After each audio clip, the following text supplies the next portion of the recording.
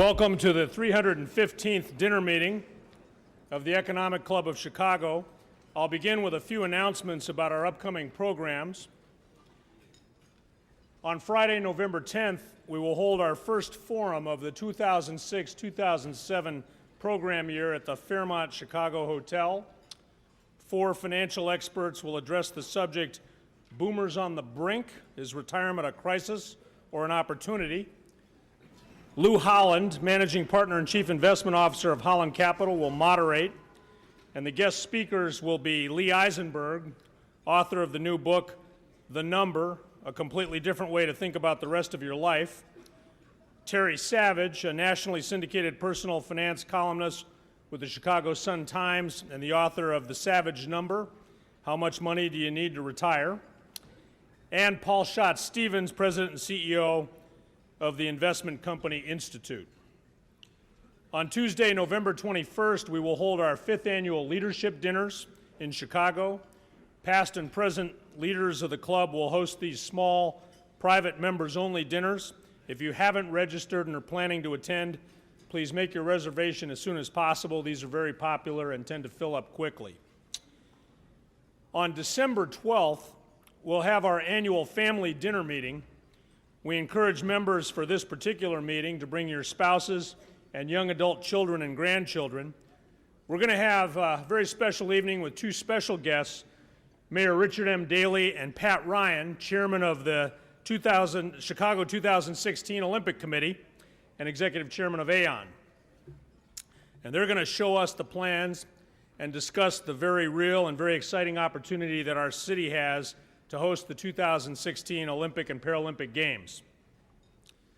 All our upcoming meetings are listed on the club's website as soon as they're confirmed. Now it's my pleasure to introduce the speakers table. As I call their names, I'll ask each to stand and remain standing until the introductions have been completed, and please hold your applause until all have been introduced. Beginning at my far left, Bob Kleinschmidt, President, Powell Kleinschmidt. Christopher P. Valenti, President, Valenti Interests, LLC, and the Reception Committee Chair. Larry Wirt, President and General Manager of NBC 5 Chicago. Robert Murley, Chairman of Investment Banking Americas, Credit Suisse, and Vice Chairman of the club. Robert S. Ingersoll, former Chairman, Borg Warner, Inc., and past President of the club. James W. Compton, former President and CEO, the Chicago Urban League.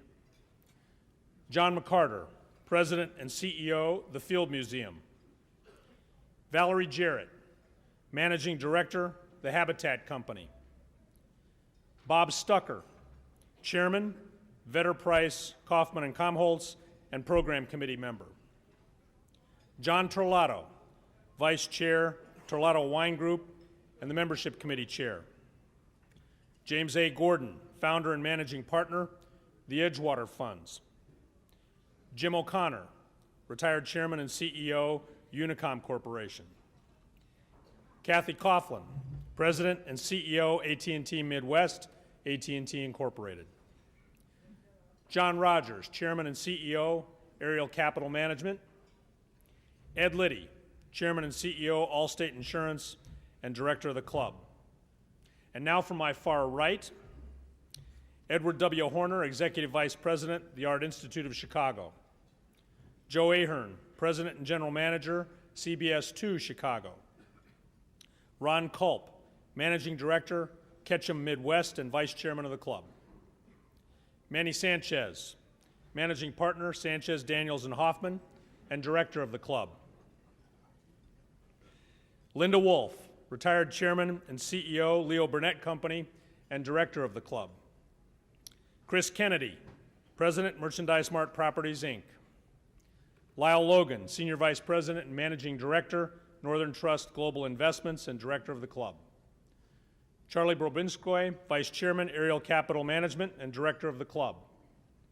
Pamela B. Strobel, Retired Executive Vice President and Chief Administrative Officer, Exelon Corporation, and a member of the Executive Committee. Raymond J. Spencer, Chairman and CEO, Canbay International Incorporated. Lou Sussman, Vice Chairman, Citigroup Global Markets Incorporated. Linda Johnson Rice, President and CEO, Johnson Publishing Company, Incorporated. John Canning, Chairman and CEO, Madison Dearborn Partners, and Treasurer and Finance Committee Chair.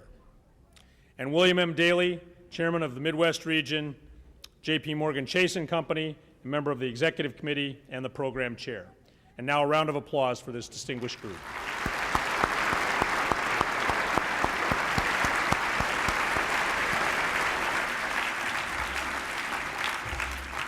We will now take a 10-minute break before we welcome our guest speaker. Okay, this is where the hush falls over the room. Thank you. Tonight, as you look toward the front of the room and across the dais, most of you no doubt see many familiar faces. But there's one that stands out. A face that we've seen literally thousands of times.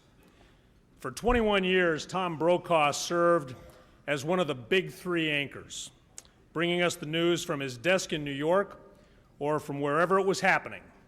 The White House lawn, the Great Wall of China, the streets of Kuwait, the rooftops of Beirut, the shores of Somalia, and most famously, the Berlin Wall on the night it fell.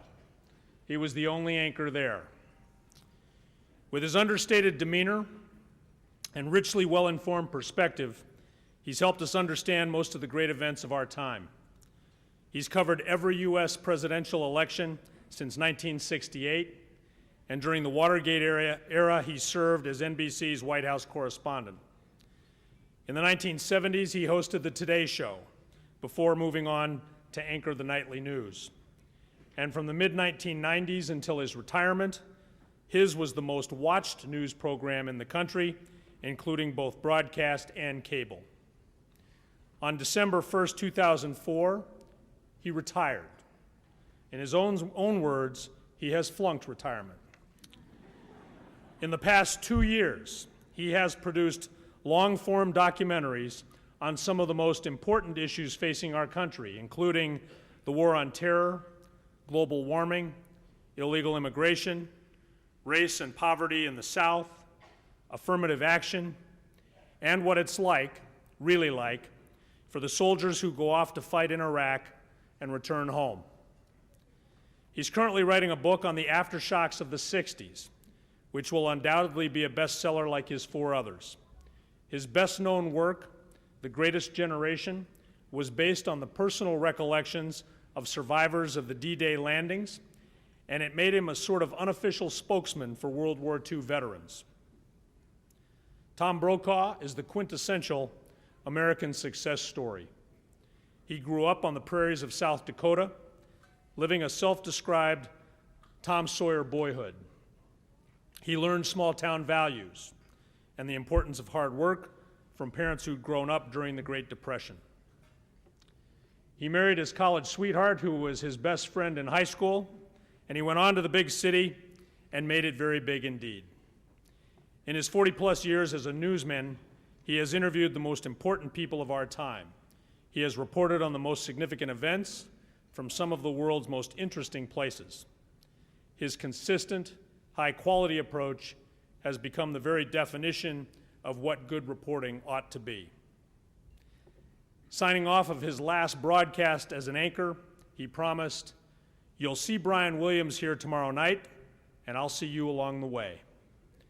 We're very glad that way includes a stop here in Chicago tonight. So please join me in welcoming our guest, the former anchor and managing editor of the Nightly News and a special correspondent with NBC News, Mr. Tom Brokaw.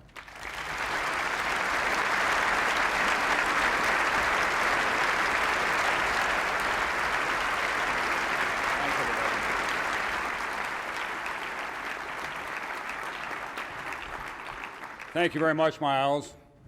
Ladies and gentlemen, members of the Chicago Politburo here at the head table. On these occasions, I always like to start safe. How about those Bears?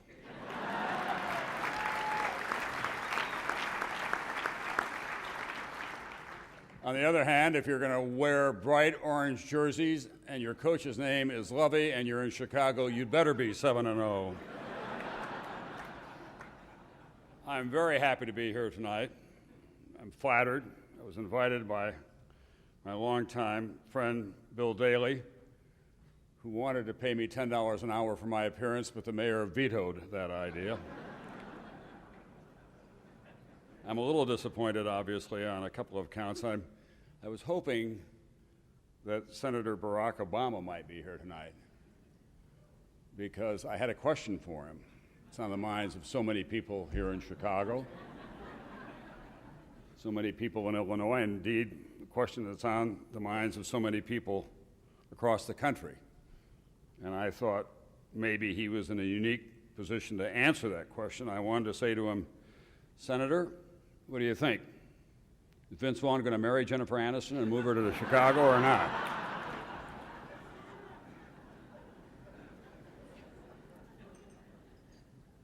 Illinois, the Illinois State Senate, the cradle of the presidency. It still needs some work, I think, at this point. Democrats are worried, of course, about this great democratic city and what's been going on here recently. With just a week before the election day, they wonder what are the metaphors that work for them. Will they be the Bears at 7-0? Or will they be the lead finisher in the Chicago Marathon who collapses at the finish line and cracks their head? They're trying to sort that all out at the moment. I thought I'd take a moment, if I could tonight, and talk to you, well, first about my new life. I seem to have flunked retirement, but I'm not yet at that place where Walter Cronkite found himself just 3 or 4 years ago. He married to a wonderful woman by the name of Betsy Cronkite, who we always thought was vitally important and kind of keep him on even keel. Betsy would let the air out of Walter at just the right time. They were in Yellowstone National Park together, where Walter had been narrating a documentary for the Yellowstone Park Foundation, and when he finished, they were in the Old Faithful Lodge, and Walter was at the gift shop line, and there was a woman right behind him, and right behind that woman was Betsy Cronkite. And the woman couldn't contain her curiosity very well. So finally she tapped him on the shoulder and said, "Pardon me, but has anyone ever told you you look just like Walter Cronkite did before he died?"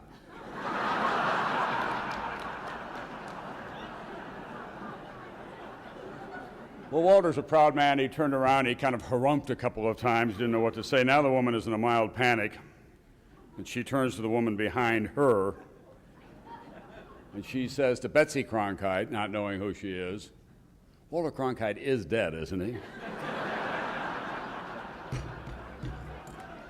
Betsy looks off for just a moment into space and then turns back to the woman and says with a wicked smile, "You know, if he isn't the old SOB, ought to be by now, probably."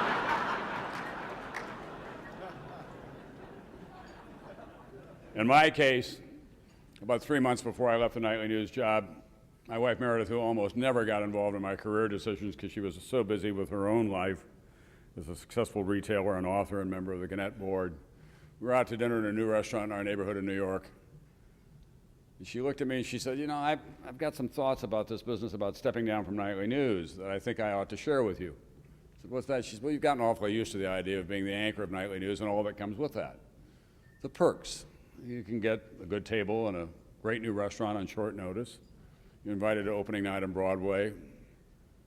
You've come to take it as a matter of just your custom that you can get the best sports tickets in town whenever you want those. And when you leave the nightly news anchor chair, I just don't think that's going to be around for you in the same way that it has been all this time." Well, with typical anchorman hubris, I looked at her and I said, "I don't think so, Meredith. I think I've developed a certain amount of momentum. I think that stuff will probably still be there for me." Meredith is a sensible member of our family. I said, "I don't think you can count on that, Tom. And I think you have to factor it into the decision. It doesn't mean that you shouldn't leave, but it's going to be different for you." I was about to respond to her when the waiter arrived at the table, and he was fairly gushing with excitement, saying how pleased he was and how thrilled the rest of the staff was that we had chosen their new restaurant for dinner. And I was sitting back thinking, the man's making my case. He went on at some length, and then he turned to the kitchen and said, "You see the staff looking through the windows there? Because I went back and told them that you're here for dinner tonight, and they're as excited as I am because, Mr. Koppel, we never miss Nightline." Meredith leaned back in her chair, raised a glass to me, and said, "Good luck, Mr. Koppel, in your new life."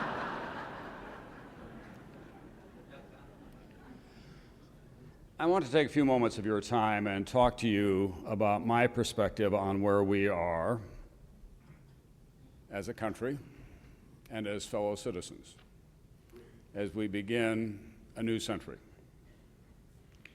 Well, we're here in this great American city, enjoying the good fellowship, secure in our ability to get through this evening in a felicitous way, dressed up in formal wear. At this very hour, young men and women are in harm's way in Iraq and Afghanistan and other distant, dangerous places. They're dressed differently than we are. They're in camel wear and Kevlar and steel-plated boots, and they're heavily armed, and they have no idea the direction from which the next attack will come. They're only certain that it will come. They're on duty in lands where they don't speak the language, and the enemy does not wear uniforms or hesitate to seek cover in sacred places or civilian homes as they plot their ever more deadly attacks against the American men and women who have volunteered for this terrifying mission. These fellow citizens have volunteered to sacrifice their lives and their limbs to defend this country and each of us. Their families live in a state of perpetual fear that the next call or knock at the door will bring to them unbearable, life-altering news. They're proud and patriotic fellow citizens who do this dangerous duty for modest wages and at a very high price. In Tuesday of this week, I was back at Walter Reed Hospital again, as I often have been in the past. I visited the wards and the therapy units, and as I went from room to room, I met various young servicemen and women from different parts of the country, Army, all of them, and they had other common bonds as well. They were all high school graduates only, not college graduates. And they came from towns that most of us in this room had never heard of before, in the American West, in the Midwest, and the South, from Big Timber, Montana, and the remote corners of Tennessee, and the piney woods of New England. They were recovering from crushed skulls and multiple gunshot wounds. They were missing arms and legs. Their parents, in many instances, or their fiancés or their wives were in the rooms with them, bewildered about what they were going through, but proud that their loved one had served their country. A young man from downstate Illinois came up to me and recognized me and talked about how he'd gotten involved in the Army. He was just a sophomore in high school when 9/11 happened, but because there was such a tradition in his family of military service, he pledged that day that he would join the military as soon as he got out of high school. Kind of laughed and said, "I was a pretty good high school quarterback." And I said, "Did you play 11 man?" He said, "Yeah, we got just barely 22 guys to turn out every year. I guess I won't be doing that anymore," he said, because he was missing his right arm. However we feel about the decisions that put these young men and women in harm's way, whether we're supportive, ambivalent, or angry, we must not forget that they are where they are so we can be where we are.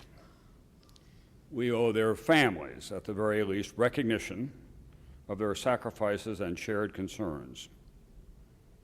You can hate the war, but you must honor the warrior, for no nation should be divided between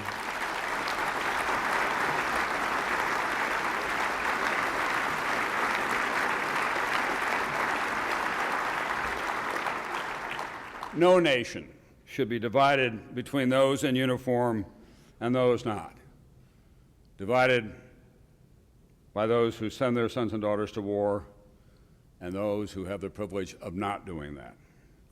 It is an unacceptable condition, politically, culturally, and morally, in a democratic republic. Very little is being asked of us in this war, and so much of them. They're serving in a war where so much has gone wrong, so many assurances have gone awry, and yet where there also has been so much heroic, noble action. A war that began with a strong common determination and now is a war of many fronts, abroad and at home. A war of miscalculation and, in too many quarters, a war of delusion. We owe these young warriors, men and women, and their families, something else. In this season especially, we should remind each other of our obligations to be good stewards of what they are defending and of what we have allowed to be devalued, our great national political system. We have reduced the great defining national system of American governance to a war game scenario, red state versus blue state. Our campaigns are now run by professional gunslingers who have one objective: to kill and kill again, to attack and demean, and at all costs to avoid the higher common ground, to create a culture of blame and not of responsibility. As a consequence, we have a system at the national level in both parties that most Americans these days, especially in this election cycle, find dysfunctional and out of touch with their greatest hopes and aspirations. Congress, as an institution, has a rating just below rush hour on the Dan Ryan Expressway. In a jocular way, Jess Unruh, who was a late brilliant legislator in California, used to say, "Money is the mother's milk of politics." Mothers would be ashamed of the money now. $59 will be spent on average for every vote in the Senate races during this election cycle. One other small current example with which I am familiar. Montana has just over 600,000 voters. The incumbent will spend $10 million on his campaign. The challenger will spend roughly $7 million, and if he can get to 10, he will. Do the math. In the wider universe, that's $26 for every voter registered. In a tight race with a 75% voter turnout, and by the way, that is routine in Montana, roughly 240,000 votes will win that race. That's more than $70 a vote. And in American politics these days, that's a Walmart price. So whoever wins in Montana goes back to Washington and raises his hand and is sworn in for 6 years, 312 weeks, knowing that he will have to raise $32,000 a week for the rest of his term to be competitive at re-election time. In Montana, that is more than $6,000 a day, Monday through Friday. The Republican sheriff of Sweetgrass County, Montana, Sven Molden, who was in office for 30 years, said to me recently, "I don't get it. Who do they think we are out here that they believe that that is a way to run this country and this system?" Moreover, in the national political culture now prevalent, public service brings with it a litmus test. Republicans must be absolutely unconditionally anti-abortion. Democrats must be absolutely unconditionally pro-choice. Republicans must be against all gun control laws, Democrats for them. Republicans against all taxes, whatever the fiscal reality, Democrats must attack the wealthy and business. Government is the evil empire, government is the answer. Both parties are trapped in rigid dogma that is more theology than it is governance. And so we have red state, blue state at presidential election time. But wait, that's only every 4 years. Meanwhile, Kathy Sebelius and Janet Napolitano are the Democratic governors of two of our most red states, Kansas and Arizona. Brian Schweitzer, a populist, common-sense Democrat, is governor of Montana. Dick Cheney's home state of Wyoming has a Democrat as governor, and the vice president reluctantly acknowledges that he'll probably be elected for as long as he wants to run. The governor is running way ahead in California after moving to the middle. Mitt Romney, a straight-laced Mormon, is the popular governor of our most blue state, Massachusetts. George Pataki, another Republican governor of the state of New York, where Mike Bloomberg is the second Republican governor in a row of that city. There has been some variation on the dogma during this election cycle, but there's some question about how long it will last. Why don't the national political leaders understand that you can have contrasting political ideologies and still find ways to together move the country forward? How can the Democrats be a true national party if they can't win back heartland America? How can the Republicans claim to be a national party if they forever ignore California, the Northeast, and the Northwest? I have a special concern about the effect of all of this on a rising generation of young Americans coming of power with a transformational technology that is now at their fingertips. They have search engines and PDAs, cell phones and MySpace, YouTube and bloggers that blabber and bloggers that enlighten. All of that breathtaking change in how we communicate, do research, conduct business, and entertain is happening at warp speed, not just here, but around the world. It is so seductive, it has anchored a new generation to a keyboard and a virtual life. I'd like to remind this generation that at the turn of the last century, another generation of young Americans felt empowered by the astonishing technical advances just arriving at that time: electricity, automobiles, flight, telephone. Yet the 20th century was the most violent in the history of mankind, with 2 world wars, Holocaust in Europe and Southeast Asia, the introduction of the nuclear age, new plagues as even the code of life was being cracked. We live in a world of unexpected consequences in which genocide and ancient hatreds are not eliminated by a delete button, in which climate change is not reversed by hitting backspace, in which answers to global poverty or global economic competition cannot be found on the toolbar labeled help. When I'm asked about the memorable personalities that I've encountered in my 40 years in this business, I suspect that my interrogators think that I'm going to answer, well, Mikhail Gorbachev, Nelson Mandela, the Kennedy brothers, Dr. King, Margaret Thatcher, Ronald Reagan, Michael Jordan, Frank Sinatra, Mick Jagger, Ernie Banks. All politics is local, after all. Instead, I describe for them the young and old people that I have met along the way who are doing heroic feats, expecting no recognition, whose names I don't know, the brave young Americans, black and white, on the streets and dirt roads of the American South who fought for civil rights, those who said they were morally unable to fight in Vietnam and were personally willing to pay the consequences, and those who did go, who raised their hands to serve their country and to answer their conscience. I remember vividly a young American surgeon in Somalia in a tent late at night, under fire, trying to save a stranger, a Somalia child, describing to me, as he laughed, about how much debt he still had at home from his medical school education, but he would not be anyplace else in the world except where he was. A year ago, I was with the Special Forces captain and his team in hostile territory in Afghanistan. They were going out at night to kill the bad guys and spending their days trying to win the hearts and minds.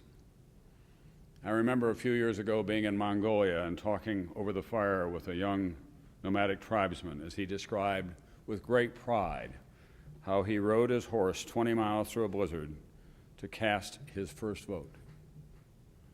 The young Chinese that I saw in Tiananmen Square after they stood up against their oppressors and would grab me in the back alleys of Beijing and whisper, "You must tell our story to the rest of the world."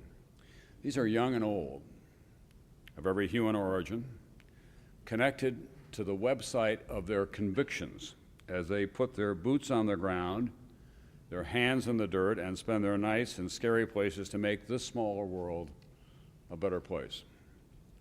One manifestation of how I have flunked retirement is that in March of this year I was in Pakistan, Kashmir, in the earthquake region, a part of the world that was utterly devastated by one of the most massive earthquakes ever recorded. At least 80,000 people were killed as whole mountainsides were cleaved away and small villages were leveled and 400 or 500 at a time were killed. I was spending my nights not in the Four Seasons in the Kashmir region, but in a cargo container at an American outpost with young AID workers, 20 and 30-somethings. And at dawn, we'd get up and share a cup of coffee, talk about American sports back home, and quietly about the pride that they had in saving a village, or restoring clean water, or taking doctors to remote places to heal the people who had been so grievously wounded. They know that we live on a smaller planet now, with many more people, many of them on the move in a desperate search for economic opportunity and political freedom. We live in a world of ever-diminishing natural resources, especially energy resources, a world in which a colossus is rising in the East, a world in which rogue nations have learned that a nuclear weapon is more than a weapon. It is a ticket to attention and a matter of pride within their homeland. We live at the apogee of Western civilization and in despair that ancient sectarian rivalries are lethal alternatives to modernity and reason. A world of a rapidly expanding population of Muslims, many of whom have a love-hate affair with our country, tilting heavily toward hate these days. They envy our successes. They disdain our pluralism. They're enraged by what they believe is our sense of entitlement. Young Muslims who live in politically and economically oppressive regimes where they are easy prey for the mullahs, who teach hate of America as a matter of faith. We cannot ignore them. And as the last 3 years have demonstrated in tragic fashion, a military response is at best only a part of the equation. If that Islamic rage and hostility is not addressed in a more effective way, in the West and in the Islamic world as well, both cultures are condemned to live in a perpetual state of terror. To do so requires the best thinking and the deep personal commitment of all of us. It is time, I believe, to remember the legacy of what I called the greatest generation, the young men and women who came of age in this country during the Great Depression, when life was about deprivation and sacrifice, about learning to live without and sharing what you have, and to have no expectations beyond what the next day may bring, and the next day would bring hard work for sure. And just as there was some hope that that was coming to an end, that generation was summoned to fight the greatest war in the history of mankind, a hand-to-hand struggle on 6 of the 7 continents, in all the skies, and all the seas around the world. When it was over, freedom had won, but 50 million people had perished. But that generation came home to go to college in record numbers, to build new industries, to make scientific discoveries, to give us new art and new communities, to marry in record numbers, to expand the freedoms of those left behind, and to do something that had never been done before by conquerors, to rebuild their enemies, and to never stop giving back. They understood that patriotism was not a loyalty oath. It was the understanding that patriotism means to love your country, but always believe that it can be improved, to always ask, can't we do better? To become involved in the great discussions and the issues of the day, not just episodically, but every day. It would have been easy enough for those men who came back from that war and their families to expect them to just put down their weapons and say, I've done my share. I'm going home now to worry only about me. But they did not. My favorite emblematic story of that generation came to me after I wrote the book, and it typifies the modesty and the humility of those men, because it involves two men that I wrote about and interviewed at length, but they did not tell me this story until later.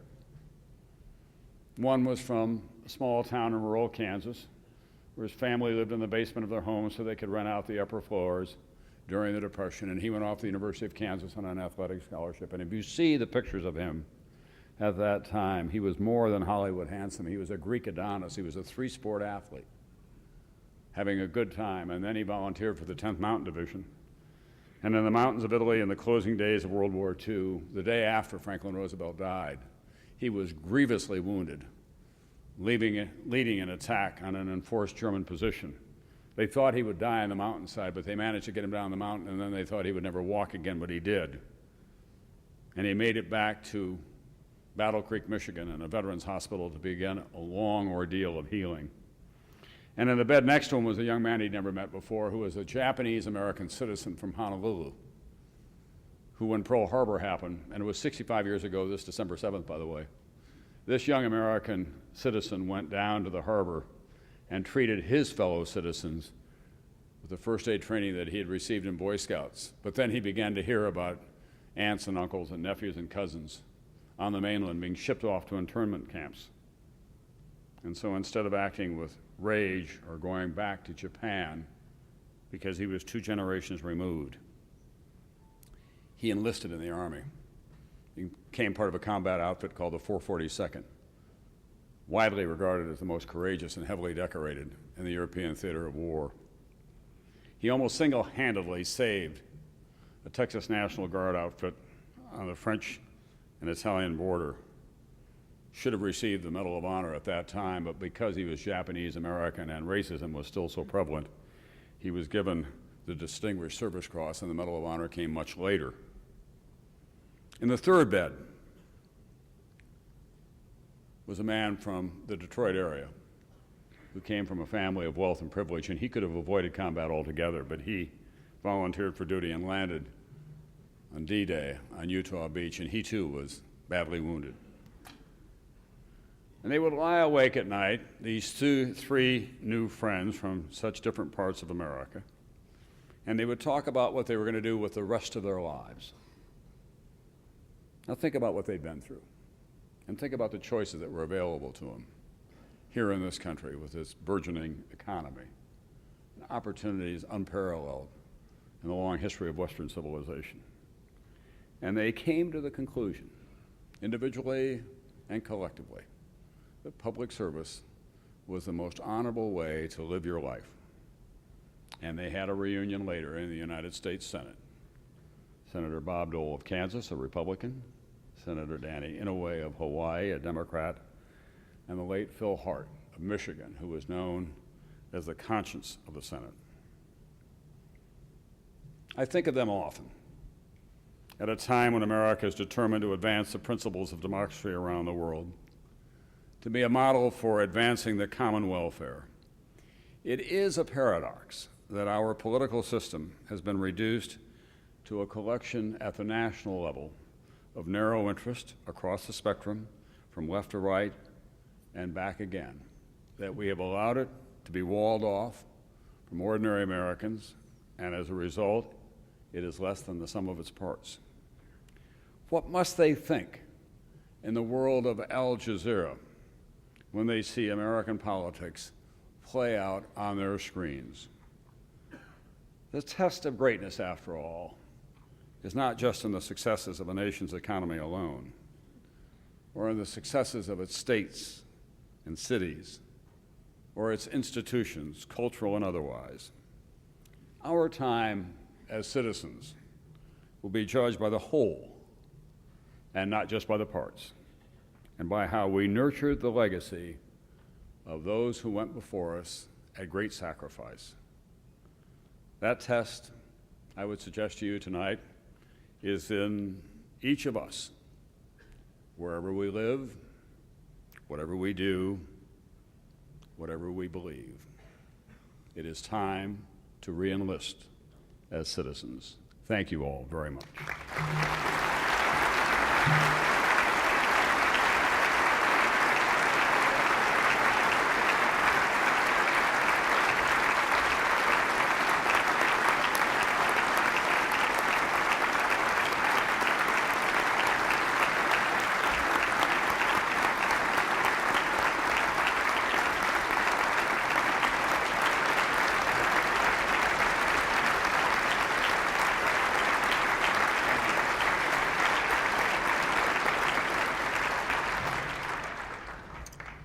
Tom, it's our custom to have a few questions for you, and we'll delve into a few other topics we know you know a lot about, media and other things. So I have a few of those questions for you prepared in advance. The first one is, the average consumer has a wider range of news sources than ever before, whether print, broadcast, cable, or internet. How do you recommend one sort through this maze to get concise, accurate, and useful information about the major news stories of the day? Well, I always remind people that you have to be as aggressive about being a news consumer as you do about anything else that you are making a decision about in your life. Choosing a doctor, buying a car, buying a home, buying an insurance policy of some kind, choosing a meal. It's, for a long time in our business, it was, I talk, you listen. That's no longer the case. You have a much wider spectrum of choices now, and they're each just one electronic pulse away on the remote control. And not only are you able to get your news from the Tribune Company and from the Chicago newspapers, but you can also go online and get your news with just one click. I think it's simply the most exciting time I have ever known in the information technology business. And what you have to do is become proactive about settling on those sources of news that you find reliable, not just those that match your own biases or your own inclinations, and work harder at going to places that may take you to areas or information that you may not have considered before. It's really a wild time at the moment. I know you're going through this debate in Chicago with the Tribune Company. We're certainly going through it at NBC. I was at Google recently. They're trying to decide out there where all this lands. I liken it to a big bang, just like the creation of the universe in which we now live. We're trying to decide which of those planets out there support life, which don't, how close you can get to the sun without burning up, what's fragmentary, and what's real. And we bring to that our intelligence and our depth of understanding and a tolerant mind for hearing other points of view. So it's an exciting time, but you just have to be much more aggressive about it. And in our end of the business, what we understand now, it's no longer I talk, you listen. People have been empowered. They want to be heard, and they want to know that we're hearing what they have to say. So that, too, has changed the equation. But we're in the very early stages of it all. You commented briefly, but we read about consolidation of media companies. We talked briefly about budget cuts in news departments and the closing of foreign news bureaus. What impact do these developments have on the quality of news provided by major broadcast networks? There is a kind of a rosy rearview mirror about what went on before. We used to have a very large bureau at a very Tony address in Paris. It was good for lunch for the most part. It was not a place from which we got a whole lot of news, but everybody wanted that assignment. Before Japan became the power it did, we had a guy who spoke Japanese, so we had a Japanese bureau there as well. I think he got on the air once or twice a year. Now, because of flight and technology, people can get to places in a hurry, and they do. And what is happening is that the small camera and streaming video onto the web means that for far less money, we can have what used to be called a stringer, but a full-time employee in Bangkok or in Beijing and other places, and they can get the news back that way. What we didn't have in those days, by the way, were women as medical experts talking about health concerns for that gender, about the advances in science generally, or the cultural changes that were going on. The news that you got in the early days of television news, and it was astonishingly good when you go back and look at it, but it was still the news that was seen through the prism of white middle-aged men who lived on the East Coast. That was fine with me because I wanted to be one of those one day. That world has changed. Now the prism has many parts to it, and there is a much richer diet of news that is available every day, not just on the evening broadcast, but in the morning and during the day, especially on cable as well. There's always this distinction written about network versus cable. Again, it's one electronic pulse away. There's a kind of video wall that plays out there on television now, and it really depends on us about what we get back. There's an enormous amount of conversation about Fox News' conservative political bent. For years, people viewed many mainstream media sources as having a liberal bias. Do you see media outlets in the U.S. becoming more politically polarized like they are in some European nations? My favorite television moment over the weekend was Lynn Cheney got into a dust-up with Wolf Blitzer about her book and his interview with her. And so Fox News brought on Ann Coulter to be a commentator on the dust-up between Lynn Cheney and Wolf Blitzer. And the Fox News commentator asked earnestly, Ann, do you think that CNN is biased toward conservatives? I mean, that's what you call a high, soft one right down the middle, ladies and gentlemen. I think there's a place for Fox News. I do. I think in a broad spectrum in a democratic society that we ought to have a lot of different choices. They give me migraine headaches from time to time watching them because some of it I think is so transparent in terms of how they market it. If they get in trouble on a program, watch. They'll be doing a town hall somewhere and it begins to lag and they've got a big kind of red meat audience in there. They just throw out Bill Clinton's name and they get the audience right back again. And Bill O'Reilly, for all of his considerable broadcasting skills, he has a Rolodex of a long list of former IRS employees who never rose to a rank of power or influence that he's able to call and they think, God, I'm going to get to go on television tonight, and they become simply a punching bag for him for the first 10 minutes of the broadcast, and then he dismisses them. They know what they're doing. Roger Ailes is a very gifted guy, and we ought to be able to look at Fox News as well.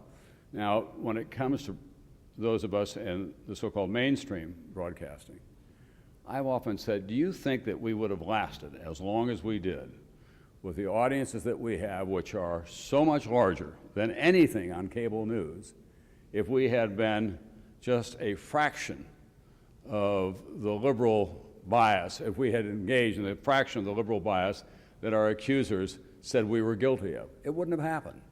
The audience is smarter than that. They look at the long curve of things, and we don't always get it right on the first pass, but we try not to load it up for one political agenda or another because, frankly, that's suicidal. And the news is often about change, which conservatives often don't like. It's often about showing the underside of American life, which a lot of people are uncomfortable with, and therefore that registers as being liberal in some fashion. In our newsrooms, people have a variety of opinions. I sometimes am the devil advocate trying to taunt them to get them to look at it a different way. But at the end of the day, what we try to put on the air is the straightest, most factual broadcast that we can because we think that's why you come to us.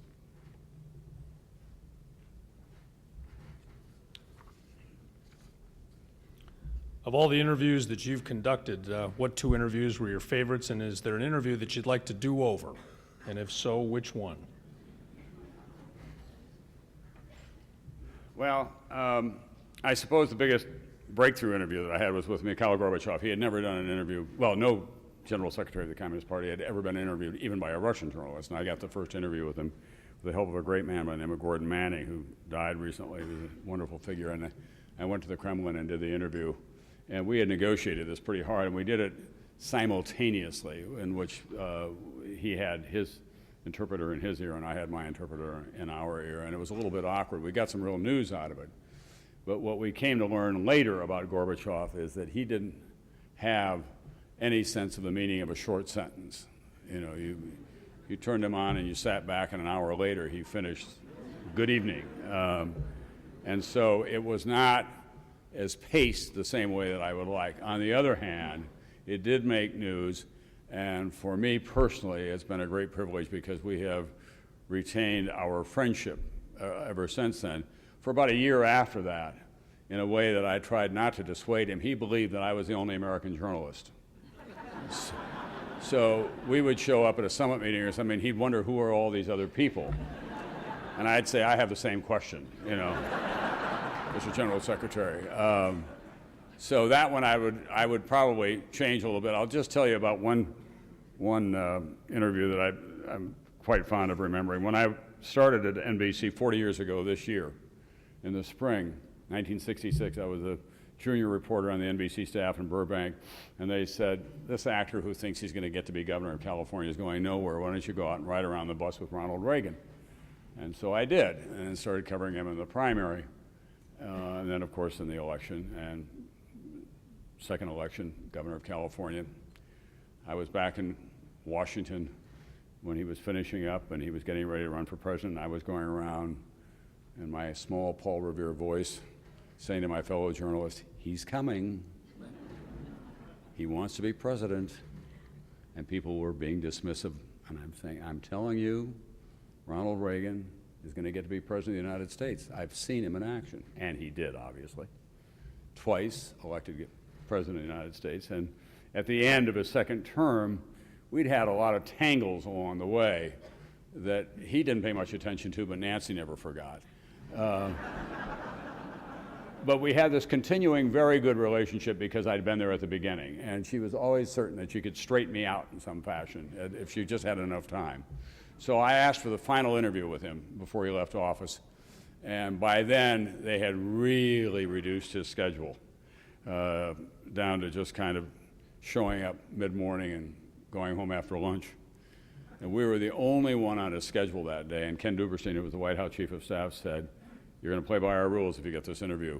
Camera crew gets here at 10:30, you get here at 11, you're ready by 11:15. The president walks through that door of the Oval Office at 11:25, he greets the camera crew, he sits down across from you at 11:30.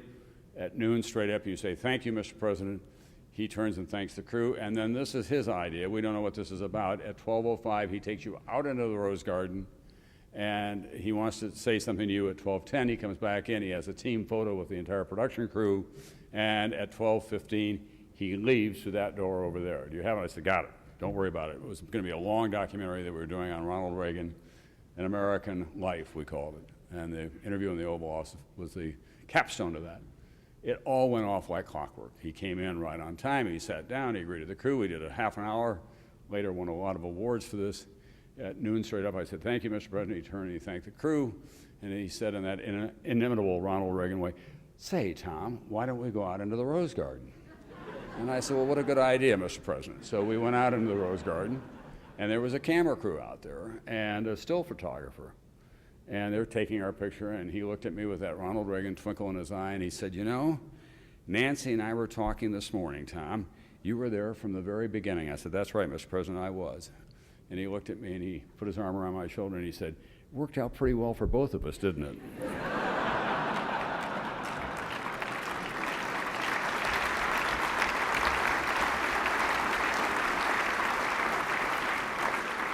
He went back in, had his picture taken, walked to the door, leaving the Oval Office, and the only break in his routine, he stopped his staff, looked at his watch and said, well, we worked right through lunch, didn't we? And he was gone.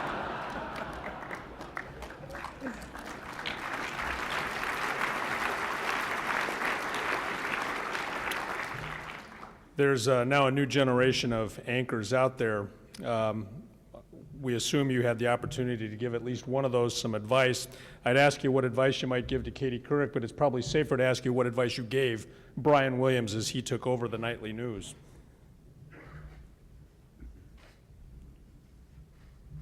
Well, you know, as a guy who's now spending his days with a lap robe and a sip cup at the old Anchorman's Rest Home. I'm not sure.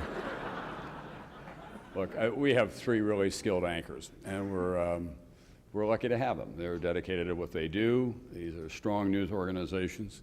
They're thoroughly professional people at all of them. I think it serves us well as a country to have a place at the end of the day that you can turn to wherever you live in America and get the same news, whether it's in Brownsville, Texas, or in Bangor, Maine, or in Bellingham, Washington. I'm going to run out of alliteration here in a minute, or in Boston, Massachusetts. I really do think that that's very important. What I told Brian from the beginning was, and it didn't require a lot of advice on my part because I think he understood that. I said, you have to be yourself. At the end of the day, over a long period of time, the television screen is a kind of a microscope. People can see through that screen to who you are at your soul. And that will come not just in reading the news, but in long days and nights like elections and 9/11s or the fall of the Berlin Wall. And don't be afraid to admit you're wrong, and always keep the common man and common woman in mind out there. There's a wonderful kind of godfather of NBC News by the name of Reuben Frank, who was the first producer of Huntley Brinkley, and he always said, don't be above the news. And that too is important. As for Katie, I absolutely understood why she wanted to leave the Today Show and go off and try to become the first solo woman anchor on CBS. And as I said to her on the air at the time, it took only one woman from NBC to replace Walter Cronkite, Dan Rather, and Bob Schieffer at CBS. Having said that, I expected a year from her beginning date that I would look up and see that she was solidly in second place, and I wished her very well in that position.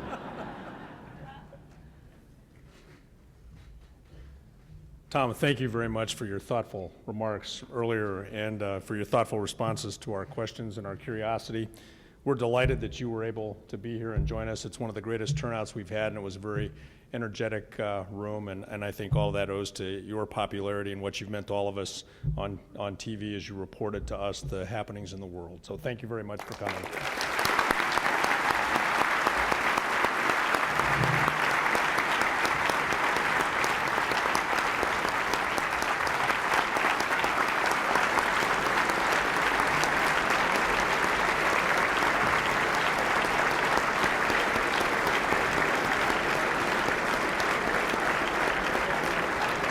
And thank you all for coming. We're adjourned.